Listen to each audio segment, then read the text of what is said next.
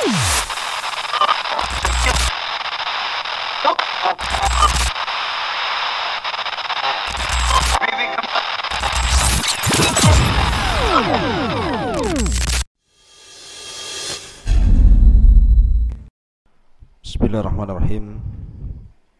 Assalamualaikum warahmatullahi wabarakatuh. Alhamdulillah wassalatu wassalamu ala Rasulillah wa ala alihi wa sahbihi wa mawalah wa la hawla wa la quwata illa billahi wa ba'du. Alhamdulillah, di pagi hari ini kita bisa kembali duduk untuk talabul ilmi.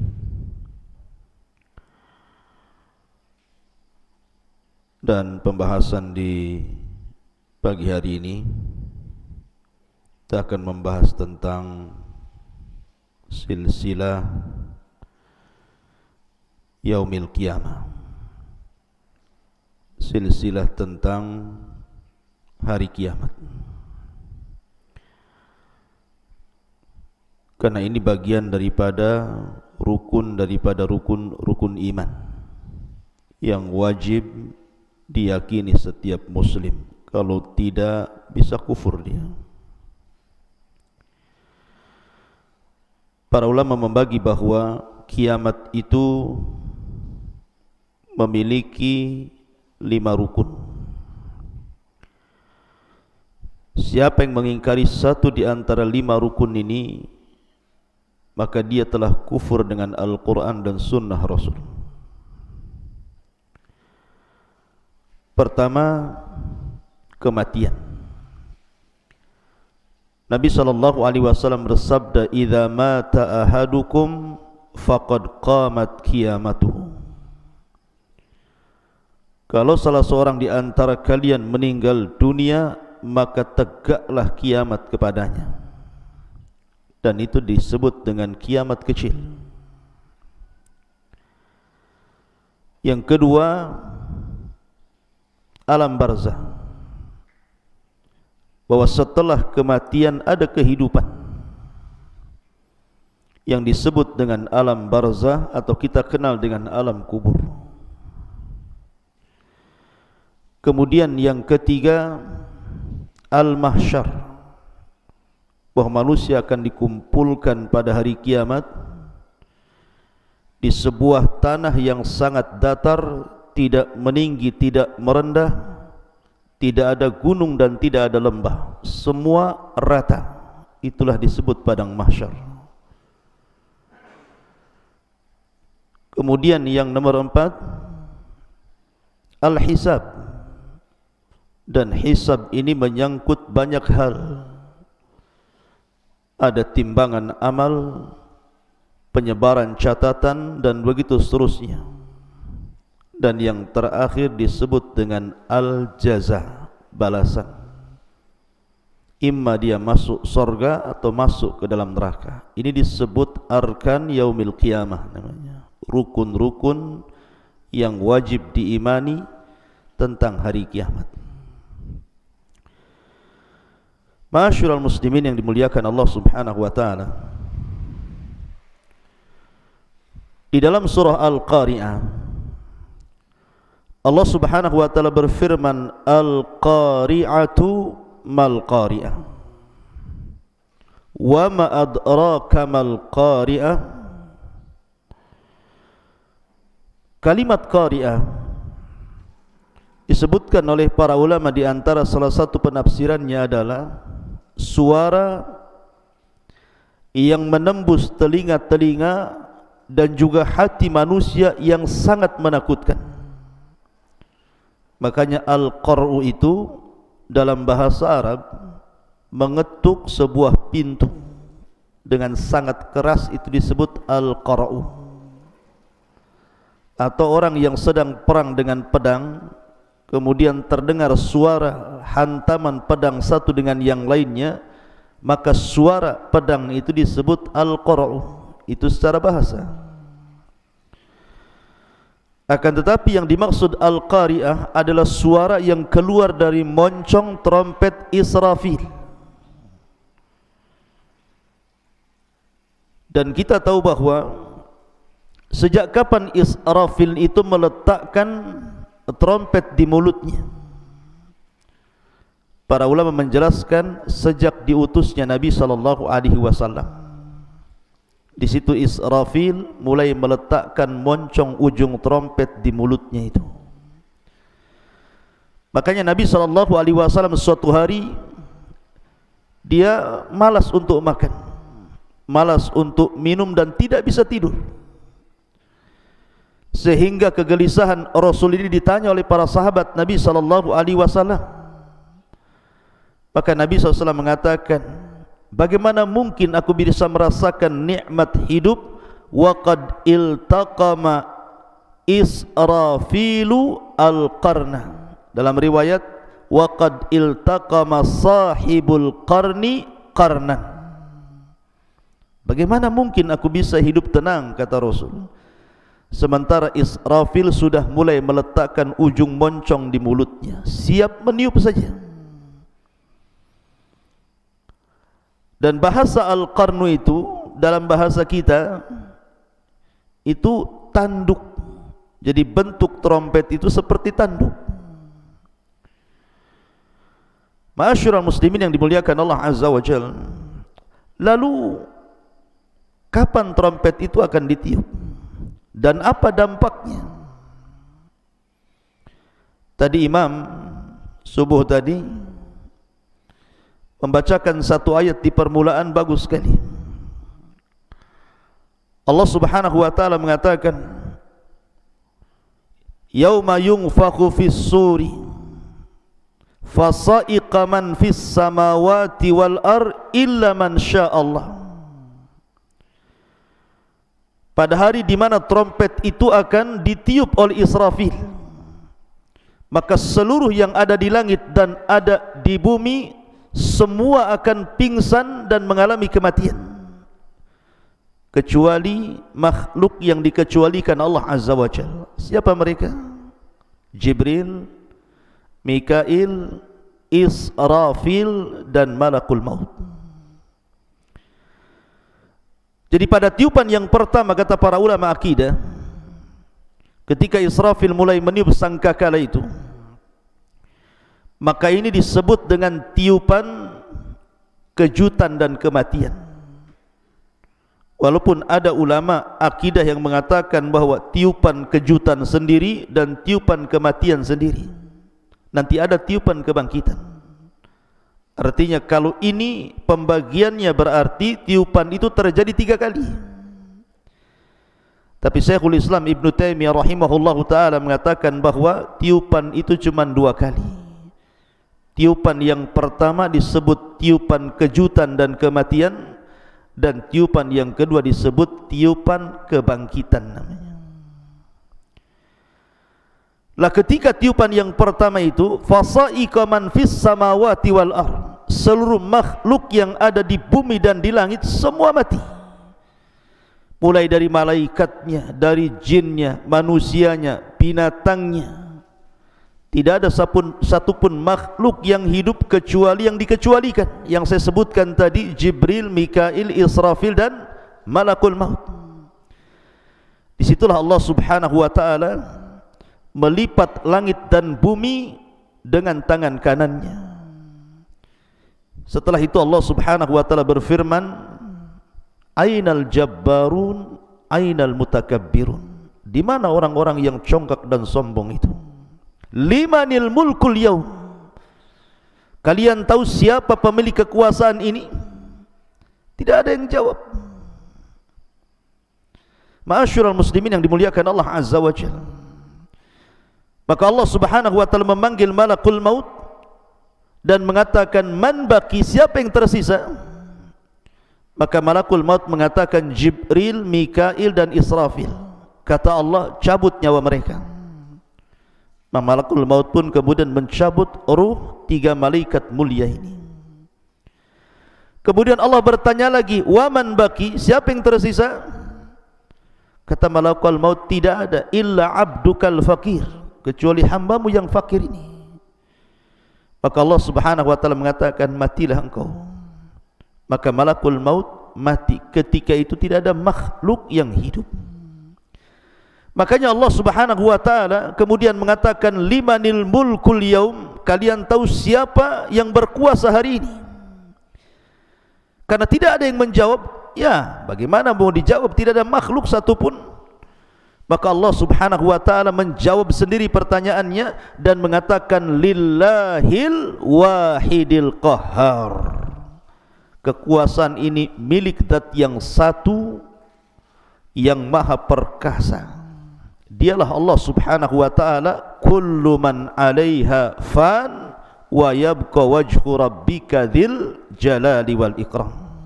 Semua binasa kecuali wajah Allah Subhanahu wa taala yang maha mulia. Ma'asyiral muslimin yang dimuliakan Allah Azza wa Jalla,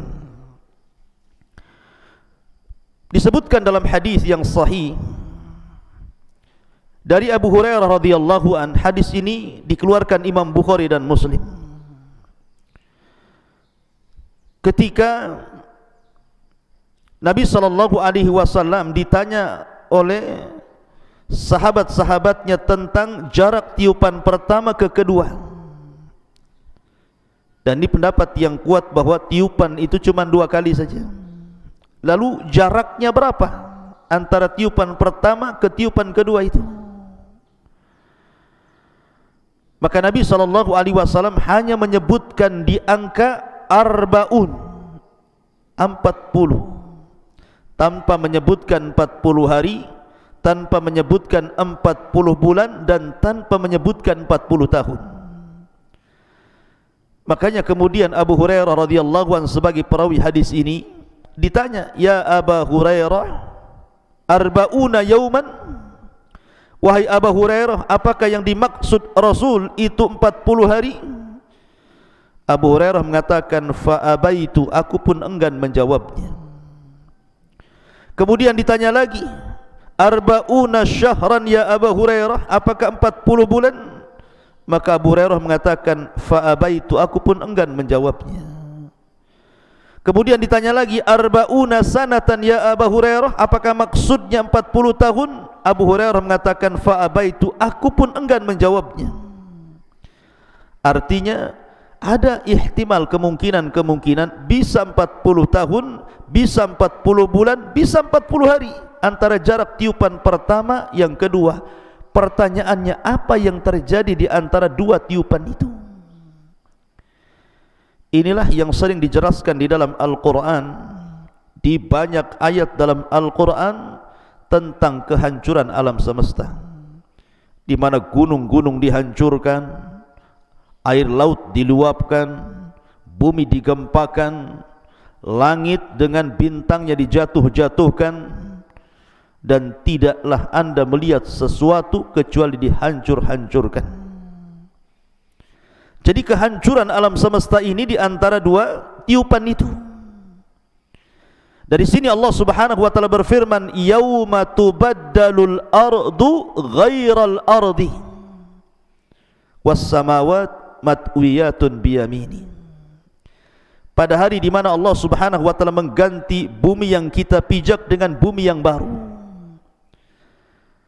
Bukan dipahami bahwa bumi yang sekarang kita pijak hilang, kemudian Allah ciptakan bumi yang baru, bukan itu. Bumi padang mahsyar, bumi ini pula yang kita pijak, sama. Cuman bedanya, kalau sekarang bumi yang kita pijak ini bentuknya tidak rata, karena ada gunung, ada lembah, ada tinggi, ada rendah. Tetapi nanti ketika Allah hancurkan bumi ini, maka Allah jadikan kembali bumi ini dalam bentuk rata dengan warna yang sangat putih sekali, seperti tepung. Dan di situ tidak ada ma'lam, kata Rasul, tidak ada alamat. Kalau sekarang anda jalan ke jalan-jalan, mesti ada alamat di situ. Ngarah ke Nagoya, ngarah ke Sekupang, ngarah ke Batu Aji, itu ada ma'lam namanya, ada alamat. Tahu ini desanya, kecamatannya, daerahnya, ibu kotanya, tahu kalau sekarang ini. Tapi nanti ketika bumi dihancurkan kemudian diratakan, maka akan lebih lebar, jauh lebih lebar dibandingkan bumi hari ini. Ya, anda bisa bayangkan, Bumi itu ketika dihancurkan kemudian oleh Allah dibentuk kembali dalam bentuk yang rata, tidak ada yang meninggi, tidak ada yang merendah, karena manusia sejak Adam sampai yang terakhir mati akan dibangkitkan. Berapa miliar jiwa itu yang akan bangkit coba, dari Adam sampai yang terakhir mati? Siapa yang bisa mengkalkulasi berapa jumlahnya, sehingga membutuhkan tempat yang lapang.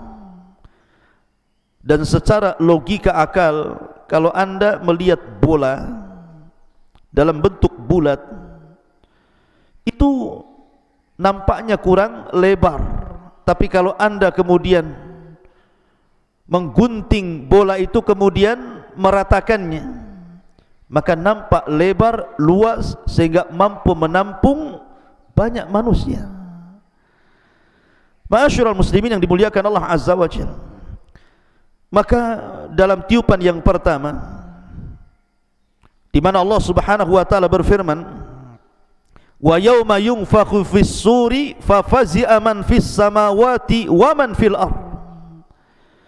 Dan pada hari ditiupkan sangkakala, maka terjadi kejutan yang hebat di antara makhluk langit dan makhluk bumi. Dan yang pertama mendengar adalah rajulun, seorang laki-laki, yang yalutu ibilahu, yang sedang memberi minum untanya. Kemudian tiba-tiba mendengar suara itu, dan suara itu menembus ke gendang-gendang telinga, kemudian mencabut rohnya.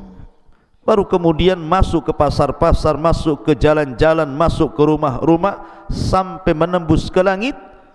Dan setiap lapisan langit terdengar suara itu, sehingga mengejutkan semua makhluk bumi dan langit. Itulah hari kiamat. Ma'asyiral muslimin yang dimuliakan Allah Azza wa Jalla, Allah Subhanahu wa taala ketika menciptakan alam semesta ini, dimulai hari apa? Hari Ahad. Kemudian hari Senin. 2 hari ini Allah ciptakan bumi.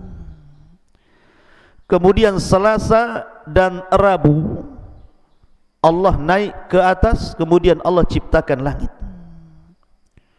Kemudian Kamis dan Jumat Allah kembali ke bumi, kemudian Allah ciptakan segala fasilitasnya. Ada gunung, ada hutan, ada sungai, ada lautan, dan berbagai macam makhluk dan binatang yang ada di dalamnya. Artinya selesainya bangunan penciptaan langit dan bumi ini fi sittati ayyam, pada tempo yang 6 hari saja. Diawali hari Ahad dan diakhiri hari Jumat. Sebagaimana Allah Subhanahu wa taala merampungkan penciptaan langit dan bumi di hari Jumat, maka Allah hancurkan pula di hari Jumat. Makanya Jumat itu sayyidul ayyam.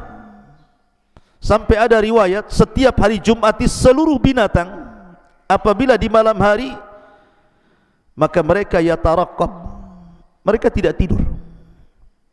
Binatang-binatang itu setiap malam Jumat tidak tidur, dan mereka berusaha untuk berusaha untuk mendengar telinga-telinga mereka, karena mereka tahu bahwa hari itu akan terjadi kiamat. Baru setelah kemudian datang fajar, kemudian subuh lewat, ternyata tidak terjadi kiamat, barulah kemudian mereka bahagia. Binatang saja itu sangat tahu akan terjadi kiamat. Maksudnya karena Nabi SAW tidak menyebutkan tanggalnya, tidak menyebutkan bulannya, tidak menyebutkan tahunnya, tapi Rasul menyebutkan harinya, hari Jumat. Makanya kenapa hari Jumat dalam Islam itu disebut Sayyidul Ayyam, pemimpinnya hari-hari. Kita disuruh banyak bersalawat, kita disuruh banyak beribadah, kita disuruh banyak melakukan ketaatan, bersedekah, dan begitu seterusnya. Karena memang hari ini adalah hari yang menentukan hancur dan tidaknya sebuah alam semesta ini. Tapi tentu dengan keadilan Allah Azza wa Jalla, Allah tidak mendatangkan kiamat itu sekonyong-konyong, tidak. Ada tanda-tanda yang harus dilalui, yang disebut dengan alamat kiamat sughra, dan ada alamat kiamat kubra. Ada alamat-alamat kecil, ada alamat-alamat besar. Dan apabila seluruh alamat-alamat ini dimunculkan oleh Allah Azza wa Jalla dan diakhiri dengan narun, sebuah api yang sangat besar, takhruju min qa'ri adnin au biharil Hijaz, yang keluar dari perut bumi Aden Yaman atau dari lautan Hijaz, kemudian menggiring api ini.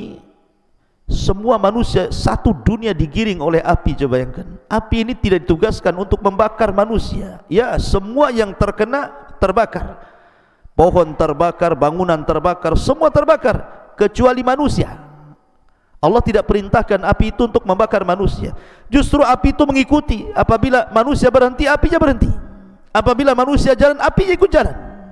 Tapi api itu terus meringsek, menggiring manusia sampai akhirnya Allah kumpulkan di negeri yang Allah berkahi, Syam. Disitulah Ardul Mahsyar, bumi di mana manusia akan dikumpulkan di akhir zaman. Bumi yang sangat diberkahi, yang Rasul mengatakan tuba lisyam, tuba lisyam. Ketika kemudian mereka sudah kumpul dari berbagai macam negeri, daerah dan negara, kumpul di Ardul Syam ini, Ardul Mahsyar. Disitulah Nabi SAW bersabda, la taqumus sa'ah illa ala syiraril khalqi. Tidak mungkin tegak hari kiamat kecuali Allah tegakkan kepada manusia yang paling buruk yang hidup di masa itu. Karena ingat, kiamat tidak mungkin terjadi kepada seorang mukmin. Kiamat itu tidak mungkin menimpa seorang mukmin. Karena sebelum tiupan Israfil, Allah Subhanahu wa taala sudah mengirimkan angin yang sangat dingin sekali.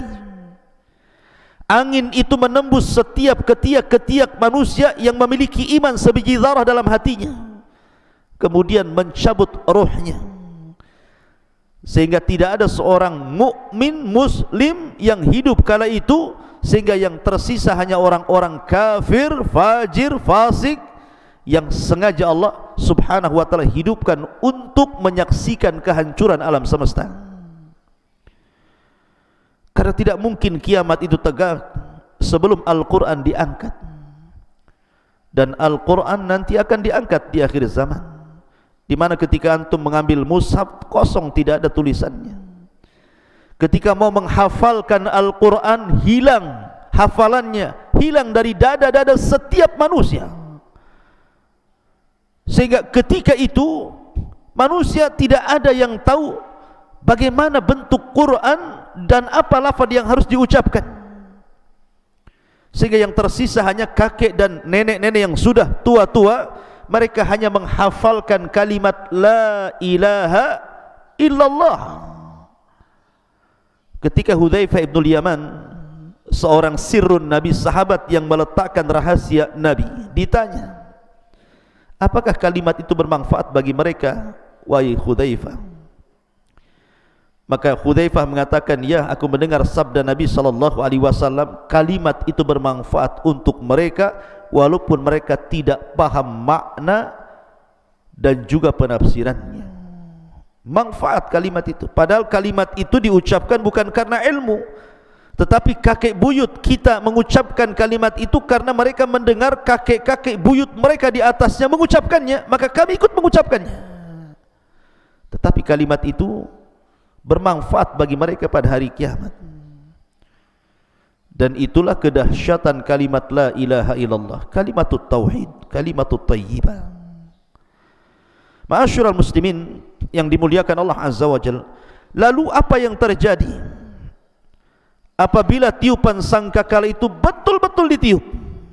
Perhatikan dalam surah At-Takwir, Allah mengatakan idza syamsu kuwirat, apabila matahari digulung, wa idzan nujumun kadarat, dan apabila bintang-bintang dijatuh-jatuhkan, wa idzal jibalu suyirat, dan apabila gunung-gunung dihancurkan.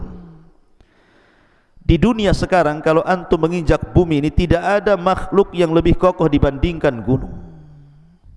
Gunung itu makhluk Allah yang paling kokoh yang ada di bumi.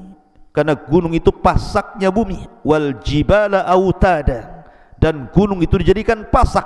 Dengan adanya gunung itulah antum bisa berjalan dengan tenang, seimbang, tanpa harus oleng ke kanan dan ke kiri, karena tidak terjadi lini dan gempa. Coba kalau satu gunung, dua gunung dicabut, berarti pasak bumi tercabut, bumi itu bisa goncang. Mungkin kita tidak mungkin bisa berjalan dengan seimbang. Apa jadinya kalau seandainya pasak-pasak bumi itu dicabut? Kemudian Allah mengatakan kal ihnil manfush, seperti kapas yang kemudian diterbangkan dengan kipas gitu ya. Apa yang terjadi kapas itu kalau diterbangkan dengan kipas? Mana-mana amburadul kan itu ya. Maka gunung itu pada hari kiamat, wa idzal jibalu suyirat, awalnya dicabut, kemudian digeser, kemudian diangkat ke langit, kemudian dibentur-benturkan satu gunung dengan yang lainnya, kemudian baru sisanya kerikil-kerikilnya, tanah-tanahnya dikembalikan kepada bumi. Itulah ihnil manfush namanya, seperti kapas yang berhamburan.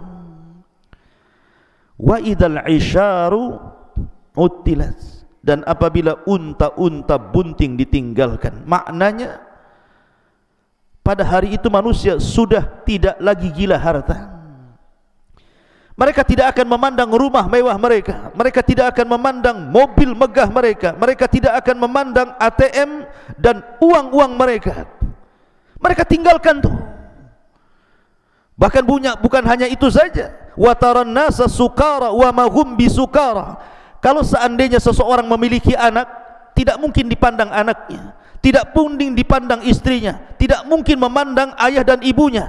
Mereka akan lari sendiri-sendiri, karena pada hari itu Allah katakan sya'nun yughni, perkaranya berbeda. Orang memiliki kesibukan masing-masing, menyelamatkan masing-masing. Yauma yafirrul mar'u min akhi wa ummihi wa abi wa sahibatihi wa bani likulli imri'in minhum yauma idin sya'nun yughni. Sudah tidak bisa lagi orang ingin menyelamatkan masing-masing. Baru gempa saja orang sudah panik, baru tsunami yang sebagian kecil lautan dimurkakan Allah saja orang sudah luar biasa ketakutannya kan. Bagaimana kalau seandainya satu bumi digoncangkan, digempakan, semua lautan ditumpahkan, semua bintang dijatuh-jatuhkan? Apa yang terjadi dengan alam semesta ini? Terjadi kehancuran hebat, ikhwan.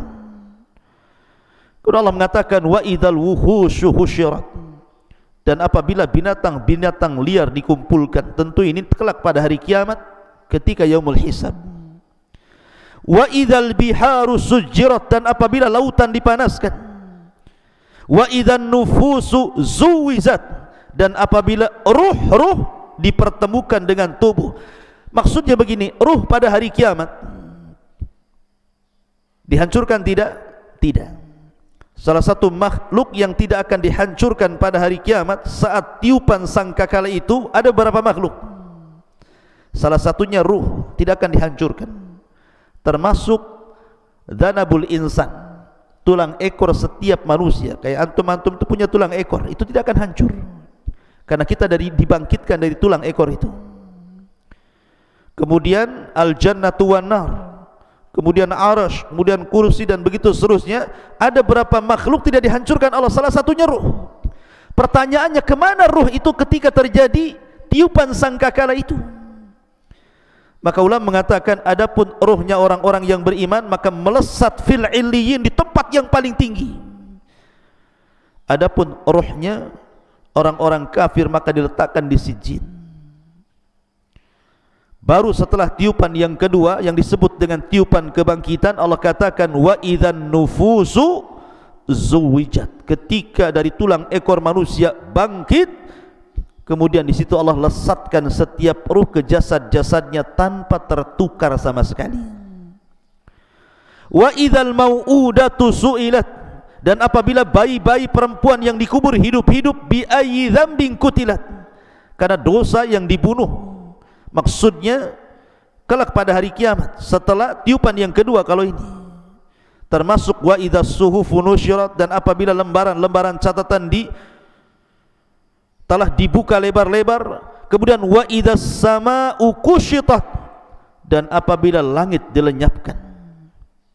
Ingat, langit itu hanya ada di bumi. Ketika di padang mahsyar sudah tidak ada langit lagi, karena yang ada hanyalah arsy Allah yang menaunginya. Wa idal jahimu su'irat, dan apabila neraka jahim dinyalakan. Wa idal jannatu uzlifat, dan apabila surga didekatkan. Alimat nafsun ma akhdarat, setiap jiwa akan mengetahui apa yang dikerjakannya. Artinya ikhwatu fiddin muliakan Allah azza wa jalla, antum coba lihat alam semesta ini dengan berbagai macam keindahannya ya. Kalau antum ke kampung lihat sawah dengan hijaunya luar biasa, lihat gunung dengan menjulangnya, lihat langit dengan tanpa tepinya gitu ya. Kalau terjadi tiupan sangkakala pertama ikhwan, maka pemandangan sawah-sawah, kebun-kebun, taman-taman itu akan hancur. Lalu kemana kebun-kebun itu? Lautan yang anda pandang hari ini akan diluapkan ke bumi dan akan dihancurkan. Lalu kemana lautan yang indah itu? Begitu juga gunung-gunung akan dihancurkan yang menjulang tinggi-tinggi itu. Kemana gunung pergi?